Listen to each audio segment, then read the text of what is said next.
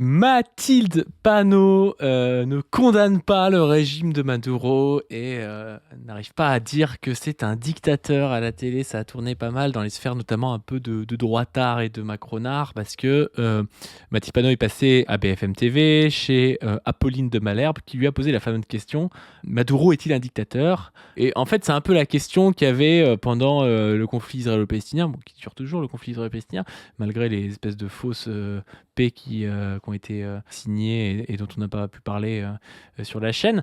Et du coup, ce qui se passe, c'est que tout comme il y avait du «Est-ce que vous condamnez le Hamas?» ou «Est-ce que le Hamas a fait des actes terroristes?» On avait vraiment ces trucs-là à l'époque du 7 octobre. Le Là, aujourd'hui, Hamas. c'est «Est-ce que vous, oui, le Hamas, est-ce que vous condamnez Maduro et est-ce que Maduro est un dictateur?» Et face à ça, Mathilde Panot n'a pas voulu répondre, justement pour des raisons dont on a déjà parlé. Allez voir les différentes capsules qu'on a fait sur le Venezuela et sur les différentes réactions, celle d'Anas Kazib, celle de Bompard, celle de Mélenchon, celle de Macron au Venezuela. Et on revient de long en large sur cette question du fait qu'actuellement, si on veut pouvoir tenir une ligne anti-impérialiste, il ne faut pas commencer par dire oui, en fait, Maduro c'est un immonde dictateur, je condamne Maduro. Trump a plus ou moins raison du coup de faire ce qu'il fait, mais quand même faut pas le faire parce que c'est pas très gentil, mais quand même il méritait un petit peu, quoi. Bref, du coup il y a eu Mathilde Panot qui ne s'est pas fait piéger et on va pouvoir regarder tout ça et en parler. Chris, comment ça va? Bah ça va bien, je te dis, j'ai l'impression. Alors, je suis dans un double moment. J'ai l'impression des fois de revenir un peu en arrière là sur l'anti-impérialisme, et voilà, je pensais qu'on avait avancé et ça m'attriste, voilà. Et d'un autre côté, ça nous rajeunit. J'ai 10 ans de moins, donc voilà. Et puis le chavisme, ça te rajeunit, j'imagine, de parler de chavisme un peu. Ah ouais, c'est vraiment le début de ma formation, de mon anti-impérialisme. Ça me plaît parce qu'il y a eu un saut de génération. C'est vrai que c'est 2013, Chavez. Il y a toute une génération de gens qui sont très politisés aujourd'hui, tu sais, de jeunes gens qui nous suivent aussi, hein, tu vois, qu'on croise et tout. 2013, ça mort, hein. Euh, Ouais, 2013, ça mort, voilà, c'est ça. Et moi, je me rappelle, j'étais en larmes. Et donc, qui ne savent pas qui est Chavez. Donc, ça nous permet de reparler de Chavez et de le remettre au goût du jour. Et des gens vont chercher, et nous, on va continuer d'en parler. Donc, c'est super. Par rapport à, c'est intéressant par rapport à Pano, parce qu'il y a des gens qui n'ont pas bien compris un tweet que tu as fait. Justement, tu as dit, est-ce que c'est pas le nouveau condamnez-vous le Hamas? Est-ce que Maduro est un dictateur? Et c'est exactement la bonne analogie. Ça ne sert pas à dire des choses sur l'événement, ça sert justement à conforter les puissances mondiales impérialistes dans leurs décisions. Et donc Oui, c'est pour dire muscler que... les oppositions. Je suis pas... En fait, les gens, bon, c'est toujours pareil sur Twitter, il y a de la bonne et de la mauvaise foi. Les gens, quand je dis ça, c'est pas pour dire que les Vénézuéliens sont en train de subir le même génocide que les Palestiniens. Mais Par non, contre, la fonction de commencer une interview par «Est-ce que Chavez est un dictateur? Est-ce que Maduro est un dictateur? Est-ce que vous le condamnez?» C'est exactement pareil que pendant les interviews, il fallait à tout prix condamner le Hamas pendant 15 minutes avant de pouvoir en placer une, quoi. c'est exactement ça. Tenter d'expliquer le génocide palestinien à venir, parce que le 7 octobre, rappelons, le 7 octobre, c'est déluge d'Al-Aqsa. Voilà. Donc là, je rappelle que tout le monde condamnait le Hamas, hein. Il n'y avait pas le génocide après. Là, aujourd'hui, on a des gens qui jouent les belles âmes. On condamnait pas. Non, non, nous, on Nous, on a condamnait été pas. signalés Pharos Moi, j'ai dès le perdu jour vos 1. comptes le 7 octobre, mon compte. Voilà. Pas du ring. Et moi, j'ai été signalé Pharos ce jour-là pour avoir soutenu la résistance palestinienne. Mais à l'époque, tout le monde condamnait, non pas une certaine forme, comme après le Life, il l'a dit, des crimes de guerre, etc. Mais tout le monde condamnait la résistance palestinienne, c'est-à-dire le fait de faire une offensive armée du Hamas sur des cibles militaires. Je rappelle que Oui, ça et reste... puis toujours par rapport à des valeurs, c'est-à-dire aussi de dire oui, et C'est puis le ça. Hamas, c'est quand même pas le FPLP, c'est pas des marxistes, machin, c'est des gens Voilà. qui sont religieux, ils veulent voiler nos femmes. Enfin, c'était ce truc-là. Il y avait d'ailleurs ce Voilà. parallèle entre les banlieues et le Hamas et la Palestine. Et donc, du coup, c'était des gens qui condamnaient, un, la lutte armée, et deux, le fait que le peuple palestinien de Gaza ait voulu être représenté par le Hamas. On rappelle que le Hamas a gagné des Voilà. élections qui ont été annulées. Et voilà, et nous, ce qu'on disait, c'est qu'on n'a pas à mettre notre nez là-dedans en tant qu'occidentaux, à faire les colons comme ça, à dire tel type est pas bien, fallait en choisir un autre. Et de deux, la résistance, même armée, est légitime dans un cadre colonial. Ex- C'était ça qu'on voulait rappeler. Exactement. Donc, l'opération déluge d'Al-Aqsa était légitime. Personne ne la combat. Personne ne la condamne. Enfin, nous, c'est notre ligne ici. Voilà. c'est la résistance à la colonisation, à l'impérialisme. En plus, l'intérêt de la Palestine, c'est que ça se croise. Hein. T'as la colonisation, t'as l'impérialisme. Vraiment, c'est le cœur du cœur du cœur du cœur de ce qu'est la hiérarchie coloniale, impérialiste, capitaliste, etc. Voilà. Et donc, à l'époque, l'idée, c'était de dire on va museler les oppositions à la réaction d'Israël, parce qu'Israël commençait à vouloir bombarder Gaza rapidement, voilà. Et quand on commençait à dire ils bombardent, c'est horrible, ils sont en train de raser une ville, ils commencent un génocide, etc. La façon de museler, c'était de dire est-ce que vous condamnez le Hamas? Et si vous condamnez pas, bah, vous faites partie des gens, comment dire, des criminels du Hamas. C'était ça. Et ben là, aujourd'hui, c'est la même chose. On a l'impérialisme qui décide d'aller enlever un président, moi je vais dire légitime du Venezuela, voilà, un président légitime du Venezuela, à sa sauce. Si l'impérialisme le traite de dictateur ou de narcotrafiquant pour avoir raison, si vous le condamnez pas, alors vous êtes du côté des dictateurs et c'est tout. Et voilà, et hop, c'est le même, exactement le même dispositif. On ne parle pas de dire que Maduro égale Ismaël Haniyeh ou Khaled Béchal ou qui vous voulez, ou Yahya Sinwar, etc. Ça n'est pas la même chose. Voilà, les deux ne sont pas pareils. Leurs rapports colonial, impérialistes ne sont pas pareils. C'est le dispositif impérial dans les médias d'impérialisme bourgeois qui est exactement le même, c'est-à-dire blanchir les actions impérialistes criminelles en accusant leurs soi-disant adversaires de tous les maux, c'est-à-dire de les rendre responsables de ce qui leur arrive, voire coupables. Voilà, c'est tout, simple. Mathilde Panot qui est sur BFM TV, on va essayer de réagir à tout ça. Vous n'avez jamais dit, alors là pour le coup, oublions la question de Donald Trump, vous n'avez jamais dit, les dernières semaines, les derniers mois, ou même les dernières années, que Maduro était un dictateur. Mais écoutez, si c'est la question des dictateurs, pourquoi est-ce que les États-Unis n'interviennent pas je ne sais pas, en Arabie pas la question de l'intervention, je vous demande la question de la nature de ce régime. Je vais vous expliquer pourquoi. Là, ça sent bon sur la fille, mais la fille en même temps est bon parce que c'est un peu un border de Chavez, JLM et tout. Elle dit, vous n'avez jamais dit que c'est un dictateur, mais il y a même des extraits. Alors, je suis peut-être en train de leur tirer une balle dans le pied, mais il y a même des extraits des gens de la fille qui disent ce n'est pas un dictateur il y a quelques années. Et en même temps, c'est pas un dictateur, mais il y a quand même une volonté d'assumer une radicalité, notamment par rapport à des régimes du socialisme bolivarien dans la France insoumise et qu'il y a eu aussi au parti de gauche qui est assez intéressante, je trouve. Parce que ce truc, c'est un peu comme le terrorisme, si tu veux. Le terrorisme, on avait dit ça sur le 7 octobre, c'est un peu des mots fourre-tout, tu vois. C'est-à-dire que tu fais un génocide avec du phosphore blanc, avec une armée professionnelle, c'est pas du terrorisme. Par contre, t'as des guérilleros qui vont, je sais pas, tuer à la machette 20 personnes, là c'est du terrorisme. Pas trop de sens, il vaut mieux qualifier les choses, dire ça c'est un crime de guerre, ça c'est, je sais pas, un acte de barbarie. Enfin, je trouve que c'est déjà plus précis, et voire même tu peux vraiment définir ce que c'est. Et c'est pareil pour le terme dictateur. En fait, on comprend pas bien ce que c'est, ça permet juste de mettre un terme, et à partir du moment où on dit dictateur, tout comme totalitarisme, tu vois, à partir du moment où tu as ce mot-là, il n'y a plus rien à dire et il faudrait à tout prix condamner. Moi, j'aimerais bien qu'on me dise clairement ce qu'on reproche à Maduro, et quand on reproche quelque chose à Maduro, à ce moment-là, qu'on essaie de voir si c'est quelque chose qui est condamnable, si c'est quelque chose qui est explicable, si c'est quelque chose qui est condamnable et explicable. Enfin voilà, il y a des choses comme ça à voir, mais dire juste c'est ou non un dictateur, c'est chiant. Vraiment, nonobstant la question de l'intervention de Donald Trump, est-ce que vous considérez que Maduro n'a jamais été un dictateur ? Madame de Malherbe, je ne répondrai pas à cette question et je vais vous expliquer pourquoi. Nous ne prenons pas comme modèle, et d'ailleurs nous ne prenons aucun modèle extérieur, puisque nous inventons nous-mêmes notre propre manière de fonctionner. Il y a quand même un modèle, puisque... Ok, commence par ne pas répondre à la question. Ce qu'on avait déjà vu d'ailleurs avec Bompard, et en plus, ce qui est vrai, quand tu dit on n'a pas de modèle, bah oui, on doit aussi inventer ses propres modèles, tu vois. Enfin, personne ne dit, nous c'est pareil, quand on va parler de personnages historiques comme Robespierre, Lénine, Staline, on n'est pas en train de dire on va faire la même chose que Robespierre, Lénine, Staline, Mao, Deng, Ho Chi Minh. Enfin, ça n'a pas de sens, tu vois. C'est par rapport à des situations concrètes, et on peut s'inspirer de certains de ces personnages par rapport à ce qu'ils ont fait dans des situations concrètes, tu vois. Mais le but, c'est pas d'être dans la reproduction du truc, quoi. Bah oui, c'est intéressant parce que là, du coup, par rapport à notre introduction, on voit qu'elle est vaccinée du 7 octobre, tu vois. Genre, vraiment, c'est Non, je réponds pas. J'ai compris le dispositif. Je pense que le 7 octobre, c'était en plus bien plus violent, hein, clairement. Je veux dire, le Hamas était traité de bien pire que de dictature, hein, en vrai. Hein. Il était traité tu te rappelles, de barbares, d'animaux. Enfin, vraiment, la déshumanisation, la violence qu'avaient pris les Palestiniens, justement pour les génocider derrière, est 10 fois pire que ce que prend aujourd'hui Maduro. Mais ils ont tenu. Donc là, c'est assez facile. Et comme tu dis, j'aime bien l'idée comment dire, du changement. Tu sais, de dire. Non, mais en fait, si c'est une question de dictature, bah, alors, à ce moment-là, ok, on enlève tout le monde à la volonté, tu vois. Et comme tu dis, le côté de on n'a pas de modèle, bah oui, on n'a pas de modèle, personne veut faire. En plus, c'est un vieux truc euh, d'avoir dit, ah, vous voulez rentrer dans l'ALBA. En fait, l'ALBA, c'était l'Alliance bolivarienne en Amérique du Sud. Donc, c'était en 2017 pendant la campagne. Donc, Chavez était déjà mort, c'était déjà Maduro au pouvoir, etc.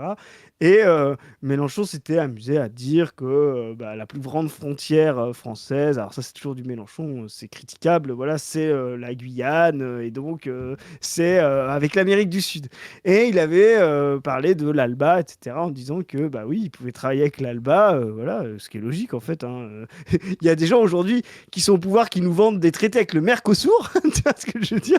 Donc, et qui trouveraient ça bizarre qu'on ait un traité avec l'ALBA, tu vois. Donc bon, bref. Et en 2017, ça avait été un débat justement de ah, vous voulez rentrer dans l'alliance bolivarienne avec les dictatures, avec Ça serait trop Maduro. stylé. Hein. La France dans l'ALBA, quoi. C'est ça, tu vois. Moi, j'ai toujours aimé ces projets-là. Mais ça, c'est des trucs à la Mélenchon, ça. L'ALBA, c'est le truc, comment ça s'appelait la Mare Nostrum, là, quand ils voulaient sortir de l'Union Européenne pour faire une espèce d'alliance des pays méditerranéens et tout. C'est intéressant parce qu'encore une fois, ça rentre dans quelque chose qui est au final assez marxiste ou socialiste, tu vois. C'est de se projeter dans des nouveaux trucs, tu sais. Jamais de la vie, tu te dis, ce serait possible de rentrer dans l'ALBA. Alors là, c'est peut-être un peu du troll parce que l'ALBA, évidemment, la France métropolitaine, qui est la partie, on va dire, centrale historiquement et au niveau du pouvoir en France aujourd'hui, n'est pas en Amérique du Sud, mais de se dire, en fait, ce serait peut-être possible de changer d'alliance et d'être dans une alliance socialiste Amérique du Sud. Et en même temps, c'est vrai que si t'es dans l'optique dans laquelle nous on n'est pas, mais qui est l'optique de Mélenchon, d'être la France sur les 5 continents, de garder la Guyane, de tout ça, de se dire bah, du coup que tu es aussi en Amérique du Sud, bah, pourquoi pas, hein. En plus, même, je dirais même qu'en libérant même toutes les colonies, les Drômes, tu vois ce que je veux dire, on pourrait quand même penser à un internationalisme qui n'est pas identitaire. Tu vois, je trouve que, par exemple, on critique pas assez l'Europe pour ça. Les gens qui font l'Union européenne, c'est comme si c'était logique d'avoir prioritairement pour les Français des alliances internationales avec d'autres blancs européens, soi-disant judéo-chrétiens, mais d'où en fait, moi je me sens pas plus proche d'un Suédois et d'un Norvégien, je me sens bien plus proche d'un Marocain et d'un Algérien en termes de culture, en termes d'histoire commune, d'un Sicilien, tu vois ce que je veux dire, je pense qu'il y a plus de communauté entre un Sicilien et un Tunisien qu'entre un Sicilien et un Irlandais, tu vois. Sauf à New York. Il y a peut-être même plus de communauté entre un Vénézuélien et un Français qu'entre un Français et un Letton, tu vois. Parce que je pense qu'on se sent plus proche des Espagnols, que les Vénézuéliens ont eu toute la colonisation espagnole et partagent une culture. Enfin, je dis ça, c'est un peu des plans sur la comète, mais tu vois, genre, je trouve pas ça complètement déconnant non plus. Hein. Pour longtemps, je veux dire, la culture méditerranéenne, alors c'est pas un auteur que j'aime trop, mais qui est pas inintéressant, mais Fernand Braudel a parlé de ça, tu vois ce que je veux dire, cet espace méditerranéen était très très très important. Et même longtemps, la France a été séparée en deux entre son nord et son sud. Déseuropéaniser l'internationalisme, je trouve c'est une bonne chose pour penser l'international, pour penser l'humanité totale, pour sortir de logique identitaire et racelarde, hein, faut être honnête, hein, aujourd'hui, qui parle de la Grande Europe la Grande Europe, c'est Hitler, mais ils en parlent pas de la même manière, mais c'est un peu le même projet. Tu vois, les Julien Audoul, les Rochdy, les Zemmour, etc. Moi, j'en ai vraiment rien à foutre. Et donc, tu vois, déseuropéaniser l'internationalisme, penser la communauté internationale, les liens internationaux, le lien entre les peuples de manière différente que sur l'Europe, ce serait très intéressant. Et je veux dire, par exemple, penser la défrancophonisation, la sortie du franc CFA, voilà. Donc, tu vois, il y a tout un tas de nouvelles relations internationales prioritaires à mettre avec la France qui pourraient être anti-impériales et en même temps internationalistes, tu vois. Et je trouve que, tu vois, cette pensée de la... On a fait une digression, c'est l'habitude, mais ce qui était marrant, donc, les gens, pour le 2017, c'est que justement, cette logique-là, en fait, quand Mélenchon était presque au deuxième tour en 2017, tout le monde a commencé à sortir cette idée d'alliance bolivarienne, l'ALBA, la France dans l'ALBA, et il s'était fait taper dessus par Clémentine Autain, déjà, genre, il y a toujours quelqu'un pour trahir, et elle est surtout toujours en première ligne, tu vois, en mode, ah non, là, ça va trop loin, et tout. Et donc, c'est une vieille tradition que le renvoie à Bolivar, à Chavez, etc. Et donc, ils sont carrés là-dessus. Et donc là, elle répond pas, mais en vrai, je vous le dis tout net, il y a aucun insoumis bien formé, cadre, qui fréquente Mélenchon, qui a le droit de dire que c'est un dictateur Maduro. Hein. Tu vois, c'est presque un motif de sanction, quoi. Tu vois. Ouais, mais c'est presque quelque chose qu'on pourrait reprocher. Moi, je préférais presque qu'elle dise non, c'est pas un dictateur, tu vois. Parce que c'est des positions toujours où t'es un peu louche, t'es là, oui, en fait, on sait pas, tu vois, parce que encore une fois, le terme dictateur est foireux. Ça regroupe tout et n'importe quoi, tu vois. Macron, c'est un dictateur, c'est pas un dictateur, tu vois. Enfin, c'est vraiment pas un terme qui est précis, parce qu'encore une fois, ça renvoie à une condamnation de l'autorité en tant que telle. Tu vois, de dire tout type d'autorité ou de pouvoir qui peut être dans un certain cas répressif serait mauvais en tant que tel. Et ça dépend sur qui il s'abat. Tu vois, si demain on veut nationaliser Total et que les actionnaires de Total essaient de fomenter un truc pour essayer de faire tomber le gouvernement et qu'ils prennent 20 ans de prison par le nouveau gouvernement révolutionnaire, moi je vais pas crier à la dictature, tu vois. Mais il y en a, eux, ils crieront à la dictature, tu vois. Donc en fait, c'est toujours quelque chose qui est pas si précis que ça. Encore une fois, on aimerait bien savoir qu'est-ce qui est clairement répréhensible dans ce qu'a fait Maduro. Et auquel cas, là, on peut, au cas par cas, dire ça c'est condamnable, ça c'est pas condamnable. Mais je trouve que mettre un gros truc en disant c'est un dictateur, je pense que c'est faux, tu vois. Et donc je pense qu'elle ferait mieux de dire que c'est faux, tu vois. Après, c'est peut-être dur avec l'électoralisme de tenir cette position, mais je trouve que c'est une position aussi faible de se cacher comme ça, quoi. Et moi, ce qui est intéressant, c'est que on va en profiter pour faire un petit peu de philo, pour montrer cet aspect un peu positiviste de la dictature, comme si c'était un objet en soi. Je vais lire un texte de Lucien Goldman. Tu connais Lucien Goldman? Non, je connais pas Lucien Goldman. Donc, qui justement explique ça, qui montre que en fait, quand on essaye de penser les choses, on doit dégager ce qu'on appelle des structures significatives, et qu'il y a des concepts qui sont trop larges ou trop bêtes, etc. Et sache qu'il a écrit un très beau texte et il utilise cet exemple de la dictature. Alors, je ne résiste pas à l'idée de le lire. Nous voulons situer la dialectique marxiste à l'intérieur de la discussion d'aujourd'hui. Il nous paraît important de définir par rapport à deux autres positions, le positivisme et le structuralisme non génétique. Tu vois, les structuralistes là. Voilà. Qui commence à devenir une sorte d'idéologie dominante. Donc là, il parle au début des années 60, c'est ça qui est intéressant. Je commencerai par un exemple. Il y a quelques jours, une discussion avec un sociologue positiviste. J'ai soulevé lors de son exposé l'objection que des sujets comme la dictature ne constituent pas des objets d'études sociologiques valables parce que ces termes désignent des classes à extension trop hétérogènes et parce que dans l'extension du concept de dictature, on trouve tout aussi bien César, Jules César, que tel ou tel régime dictatorial d'Amérique latine, ou l'Allemagne hitlérienne, ou l'Allemagne mussolinienne, ou Napoléon. Tu vois, il montre exactement ce que tu disais, tu dis, mais en fait, ça n'a aucun sens. La différence, en fait, qui est importante, c'est, il dit, je crois qu'il y a une position positiviste et une position dialectique, une différence essentielle. Il n'est pas vrai que les recherches historico-sociologiques peuvent se situer à un point quelconque sur une ligne continue qui va à l'extrême généralité sociologique et à l'extrême individualisation historique. Il y a une ligne, un niveau précis qui permet à la recherche de dégager une typologie en étudiant un certain nombre de régimes dictatoriaux différents, néanmoins structure apparentée et dont l'étude commune permet de comprendre mieux que si on l'avait étudié un seul d'entre eux ou si on les avait étudiés tous en même temps. Voilà. Eh bien, c'est là où justement il va continuer ensuite, le texte est très intéressant, et il va dire, par exemple, on va dégager la dictature post-révolutionnaire. Là, quand on vient situer des structures, là, il va dire, là, on a quelque chose d'intéressant. Pourquoi ? Parce que c'est pas la même chose une dictature réactionnaire bourgeoise qu'une dictature post-révolutionnaire de Staline ou de Napoléon qui tente à garder justement des formes de révolution face à l'anéantissement extérieur, etc. Voilà, je voulais montrer ça parce que, à mon avis, ça dit des choses sur comment penser les concepts, les structures significatives, comme dit Goldman.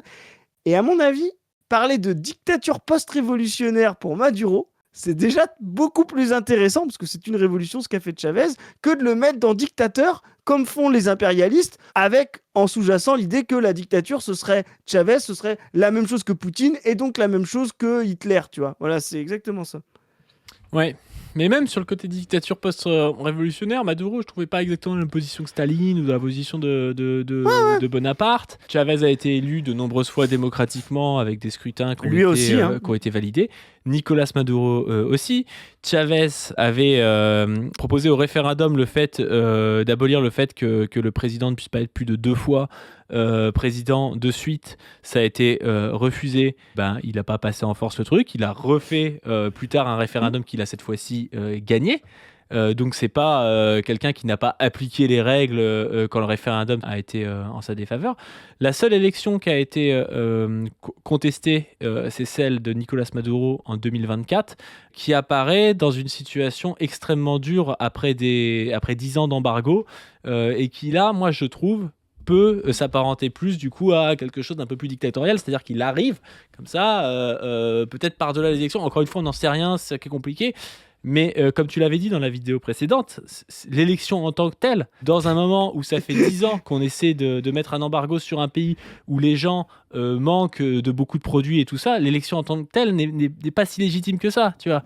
C'est comme si tu mettais la pression au max à quelqu'un et puis à la fin tu disais « Ah, vous voulez encore de ce gars-là » qui fait qu'en fait vous avez peut-être un peu faim à la fin du mois parce qu'on vous met un embargo de bâtard. C'est ça en fait la situation. Et donc ce qu'on devrait dénoncer, c'est pas qu'une fois sur 15 élections, il soit passé par-delà l'élection. Peut-être, encore une fois, on sait pas exactement, tu vois. Mais c'est le fait qu'il y ait eu un embargo qui est poussé à le faire une fois, tu vois.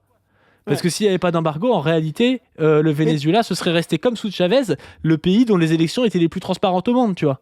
Parce que sous Chavez, c'était ça, le pays avait les élections les plus transparentes au monde, tu vois, sous Chavez. Et elles ont toutes été transparentes. La seule de 2024, beaucoup d'observateurs, même extérieurs, ont dit qu'elle s'était bien tenue. Le seul truc qui fait qu'ils sont condamnés, c'est qu'on n'a pas eu les résultats par bureau de vote. En fait, personne ne pouvait recompter derrière, etc. Donc, ça n'a pas été publié. Donc, mais des gens ont montré que ça s'était bien déroulé pendant le scrutin. Rien que le fait d'avoir qualifié et d'avoir resserré le concept de dictature post-révolutionnaire, ça nous oblige à parler de la révolution précédente. Tu vois, c'est plus dictature, tu vois, genre en mode c'est autoritaire. Non, en mode c'est Hitler le gars, tu vois. Ouais, exactement. Et tu vois, c'est comme tu dis, le dictateur Jules César, normalement dans la loi romaine, normalement c'était pour sauver la République. Normalement, tu prends le pouvoir pour et ça c'est intéressant parce que justement Maduro est au croisement de ça. Il essaye de sauver quelque chose et qualifier ça, c'est justement devoir rappeler toute la période révolutionnaire, devoir rappeler, comme tu disais, qu'en 2024, il y a Machado qui tente de se présenter contre lui. C'est une personne qui se présente à une présidentielle en appelant, elle a fait des déclarations pour appeler les États-Unis à intervenir dans son propre pays. Imaginez s'il y avait un gars en 2027, genre Zemmour, qui disait « Moi, mon programme, c'est que la Russie attaque la France pour nous libérer. » Mais genre, il y a des gens et pour qu'on leur donne LVMH et Total, tu vois. Genre, c'est ça, tu vois quoi. Mais c'est littéralement ça. Et tout le monde dirait, mais cette personne n'a pas le droit de se présenter, il devrait être interdit et tout. Et non, il y a nos petits amis jusqu'au boutiste trotskistes qui vont nous dire ah mais non mais ça vous voyez c'est les dictatures, c'est machin. Mais c'est catastrophique en fait. Et donc voilà, il faut toujours resserrer les concepts pour savoir de quoi on parle. C'est pas la même chose de vouloir resserrer, on l'a dit dans la capsule précédente, les forces extérieures qui tentent d'empêcher la révolution que de prendre le pouvoir pour appliquer l'autoritarisme de la bourgeoisie et sa violence impériale et colonialiste, quoi. Voilà. C'est bien d'ailleurs ce qu'on reprochait, tu vois, parce que quand tu prenais les descriptions de ce dont on parlait dans la vidéo là, sur Anas, quand tu prenais ces descriptions, si tu connais pas la situation vénézuélienne, tu prends la description qu'il fait de Maduro, tu peux te dire Maduro c'est Bukele ou Duterte, tu vois.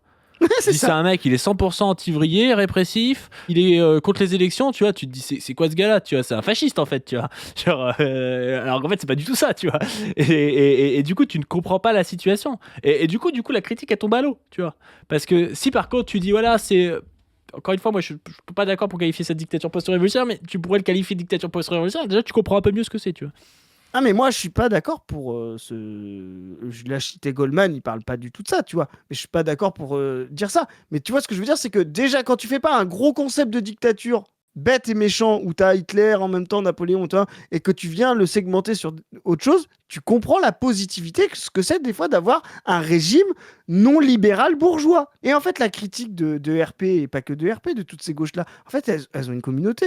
C'est que ce sont des critiques libérales de Maduro. Ah, mais oui, mais il laisse pas les choses se faire, il laisse pas la liberté totale de la presse. Oui, bah oui, mais forcément, quand t'es dans un pays attaqué par l'impérialisme, oui, t'es un petit peu plus tendu, quoi. Voilà. Mais attends, en plus de ça, encore une fois, je trouve que la problématique, tu vois, c'est que nous, on le fait aussi, on s'en rend pas compte, tu vois. Est-ce que quelqu'un dans ce pays peut se dire islamiste pro-Daesh Bah non, il peut pas se le dire, tu vois, parce que c'est considéré comme étant des ennemis de la nation, tu vois. Et s'il dit ça, il va finir en tôle. Si t'es sous Maduro et que tu te dis pro-américain, tu finis même pas en tôle en réalité, tu vois. Oui. Nous, on a aussi tendance à déléguer la violence souvent sur des pays soit post-coloniaux ou sur nos colonies, tu vois. Par exemple en Kanaki ou en France-Afrique. Et donc on a des prisonniers politiques. Par exemple, on a plusieurs militants kanaks qui ont été des prisonniers politiques en France métropolitaine. On a déstabilisé et attaqué nombre de pays d'Afrique pour nos propres intérêts.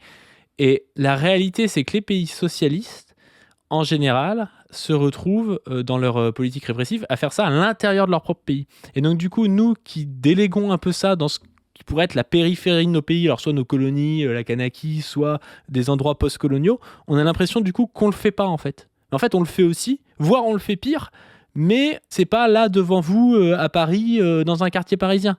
C'est encore une fois presque de la délocalisation de la violence politique, quoi. Ce que ne font pas les pays socialistes. Et c'est exactement pareil avec les camps de travaux forcés.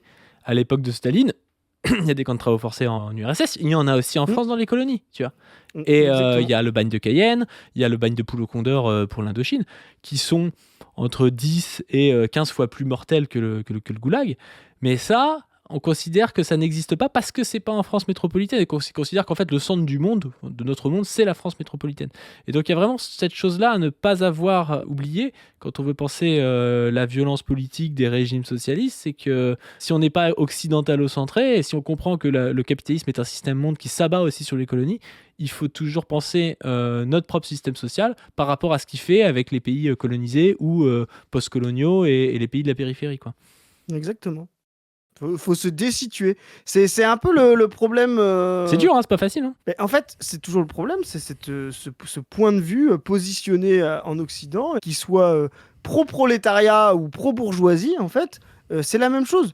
Quand vous allez être capable de pas comprendre que l'Amérique du Sud ont une histoire, ont une certaine structuration en classe. Tu vois, par exemple, je ne vais pas mettre spécialement sur RP, mais les trotskistes en général ont une espèce d'anti-nation absolue, tu vois. Mais de pas comprendre que le nationalisme en Amérique du Sud est beaucoup plus progressiste que le nationalisme en Europe, et que tu peux pas dire ah la nation partout tout le temps c'est dégueulasse, etc. Bah non, le nationalisme en Amérique du Sud, c'est pour ça que t'as Cuba, leur devise c'était Patria o muerte, tu vois ce que je veux dire. Sankara avait repris ça, la patrie ou la mort, nous vaincrons, ou le nationalisme algérien du FLN par exemple, tu vois. Ces nationalismes là sont profondément anticoloniaux, sont profondément progressistes, et tu peux pas les traiter de la même manière que les nationalistes européens, tu vois. Donc ne pas resituer la nation dans la façon dont elle se constituait, c'est-à-dire comme l'avènement de la bourgeoisie dans les pays européens ou comme le soulèvement de populations indigènes décoloniales, ça rend la nation matériellement différente. Et on pourrait le renvoyer d'ailleurs à des gens qui sont très pro-nation ici et qui vont me dire ah mais alors comme c'est comme ça en Amérique du Sud, c'est pareil en France. Bah non, en France c'est plus réactionnaire parce que c'est une histoire beaucoup plus bourgeoise. Faire une identité de la nation partout tout le temps sur tous les continents en disant c'est réac ou c'est progressiste, les deux sont idiots. La nation sud-américaine est beaucoup plus progressiste parce qu'elle n'est pas portée par les mêmes sujets collectifs dans son histoire. La nation européenne est beaucoup plus réactionnaire et c'est pas la même chose de s'appuyer sur le drapeau bleu-blanc-rouge que de s'appuyer sur le drapeau bleu-blanc-rouge aussi, mais cubain. Le mot inspiration a été prononcé par Jean-Luc Mélenchon à propos du Venezuela. Non, ce tweet date de 2013. Le moment de l'arrivée de Maduro au pouvoir. Oui. Après le chavisme, ce tweet date de 2013. Donc, nous n'avons pas de modèle extérieur. C'est Hugo Chavez qui a quand même choisi Maduro, vous le reconnaîtrez, comme son successeur. Oui. Non, il a été élu, je rappelle. Voilà. Mais je rappelle que Macron a choisi son successeur aussi, avec Édouard Philippe, avec Attal. Tu vois, je veux dire, comme si le gars qui allait se présenter pour le EPR, comme on dit aujourd'hui, n'allait pas être validé par Macron avant. Tu vois, non, mais c'est une folie. Hein. En plus, c'est des gens. Apolline de Malherbe, c'est quand même la cousine de Gabriel Attal, Apolline de Malherbe. C'est une cousine éloignée, mais c'est une cousine éloignée de Gabriel Attal, tu vois. C'est quand même des gens qui sont extrêmement dans la reproduction sociale, qui reprochent à Maduro, qui est un chauffeur de bus syndicaliste chaviste, qui a accédé au rôle de président de la République vénézuélienne, limite de pas être légitime, tu vois. Bon, il a quand même été élu 3 fois, tu vois, enfin, c'est n'importe quoi. Donc il y a une continuité. Plutôt non. Enfin, ça dépend. Ça dépend comment on voit les choses. C'est l'un qui a choisi. Moi, je trouve que encore une fois, c'est compliqué parce que tu es sur un plateau télé. Moi, je veux pas foutre Panot la tête sous l'eau, mais il y a une continuité comme entre Maduro et Chavez. En fait, il faudrait revenir. En fait, c'est très compliqué d'en parler devant Apolline de Malherbe, mais il y a une continuité, mais il y a aussi l'embargo qui arrive, le pétrole de schiste qui arrive. Il y a plein de choses qui expliquent le fait que ce soit très, très compliqué pour Maduro de gouverner le pays. Il y a une continuité, une rupture, oui, effectivement. Si Chavez avait dû faire face aux mêmes transformations matérielles des rapports mondiaux, on l'a dit dans la capsule précédente, il aurait peut-être fait certains choix identiques à Maduro. En fait, quand ils font ça, t'as l'impression que Maduro, c'est le croque-mitaine, tu vois. Ouais. T'as l'impression que Maduro, il a pas fait 1/1000 de ce qu'ont fait Barack Obama, Biden et Trump à Guantanamo et à travers les guerres qu'ils ont menées, tu vois. Je veux dire, il a aucune honte à avoir, tu vois.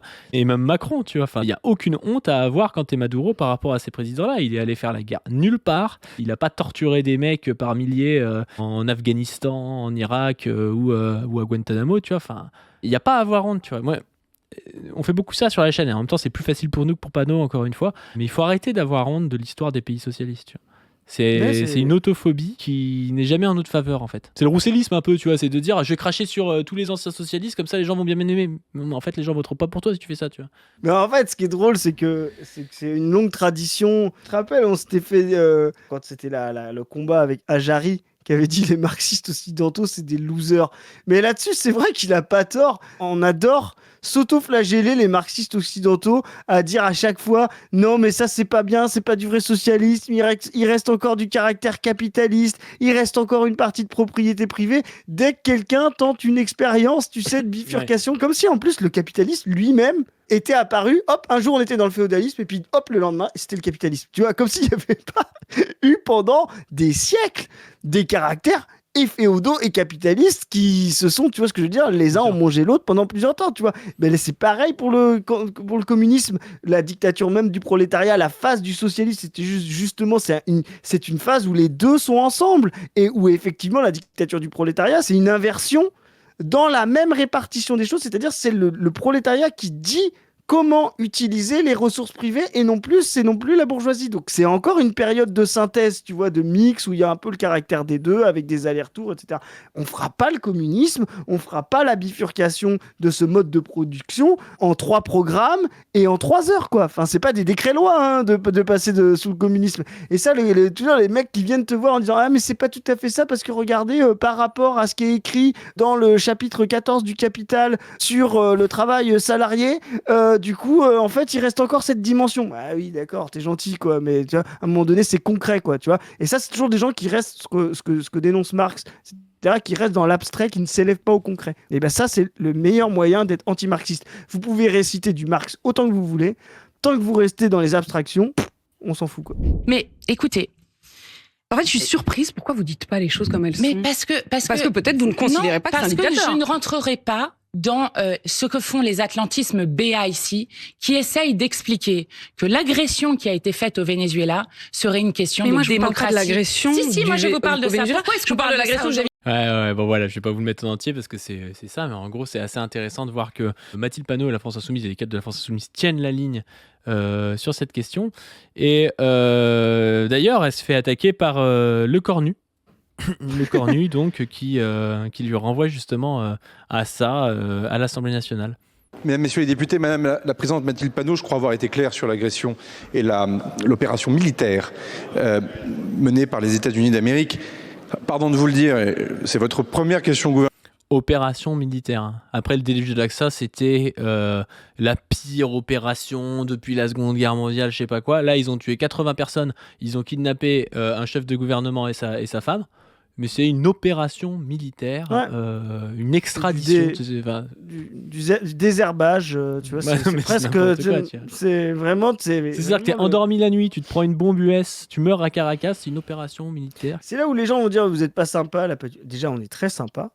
Mais comment on peut laisser passer, quand on est face à ça, le dispositif se remet en place, de disqualifier les oppositions en les amusant à des dictatures, à des dictateurs qui n'en sont pas, qui ont essayé de libérer leur peuple du joug de l'impérialisme. On ne peut pas laisser passer des camarades qui prennent le micro le soir même à République et qui disent « Non, surtout, c'est un dictateur !» C'est juste pas possible. C'est pas possible. On ne fera pas conscience de classe, on ne fera pas conscience impérialiste avec ça. C'est impossible. C'est très compliqué de vous entendre dire pas de double standard, ce avec quoi je suis complètement d'accord, et ne pas aussi appliquer la lecture du droit international sur la nature même du régime de Nicolás Maduro au Venezuela. Opération électorale viciée. Les résultats n'ont même pas été promulgués. C'est marrant parce que quand c'est faux. Oui, c'est faux. Déjà, c'est faux. T'es un ministre de Macron et tu dis ça, quoi. Genre, c'est ça. C'est genre comme si la démocratie française avait été respectée, comme si il n'y avait pas une espèce de forcing alors qu'il n'a pas de majorité réelle. Enfin, c'est vraiment, faut pas avoir honte. Hein. Ah, mais ils ont de rien, ces gens-là. Mais ils sont du côté de l'institution. Ça, c'est vraiment la bourgeoisie. Ils sont du côté de l'institution. C'est des mecs qui respectent pas le droit international. Ils le respectent pas, ils s'en foutent. Mais quand le droit international peut aller dans leur sens, ils l'utilisent. Enfin, vraiment, tu vois vraiment que c'est le rapport de force qui compte et pas du tout le droit, tu vois. Et encore une fois, moi, le droit, je suis critique du droit. Hein. Je pense que le truc de se cacher derrière le droit international, c'est souvent une connerie. Hein, parce que... C'est eux qui font le droit, c'est eux qui disent. Et donc, c'est même pas, c'est pas double standard. C'est que eux, ils écrivent des règles pour soumettre la majorité de la planète des règles que eux ne s'appliquent pas. Donc c'est même pas du droit, c'est du baratin. Police vénézuélienne pratiquant la torture, la détention sans raison, aucune séparation des pouvoirs. La détention sans raison. Pardon, on peut pas d'un côté. Ça veut dire quoi ?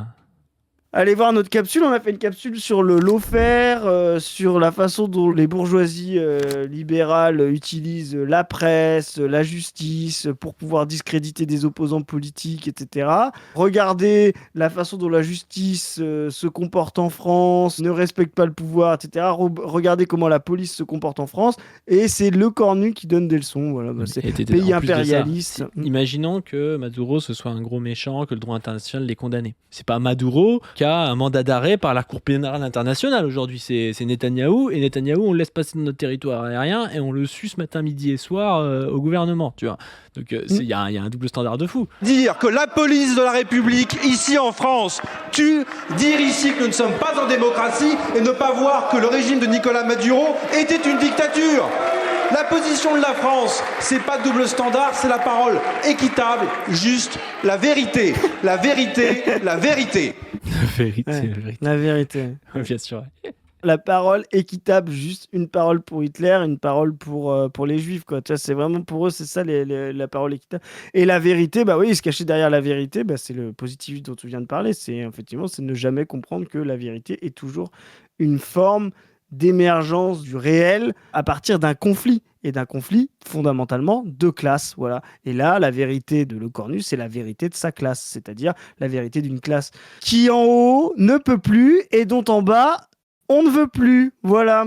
Bon, on va peut-être rester sur ces mots-là. Sur ce, n'hésitez pas, comme d'habitude, à nous aider sur Tipeee, à commenter, à vous abonner à cette chaîne, aux différentes chaînes. Allez voir sur On ne veut plus.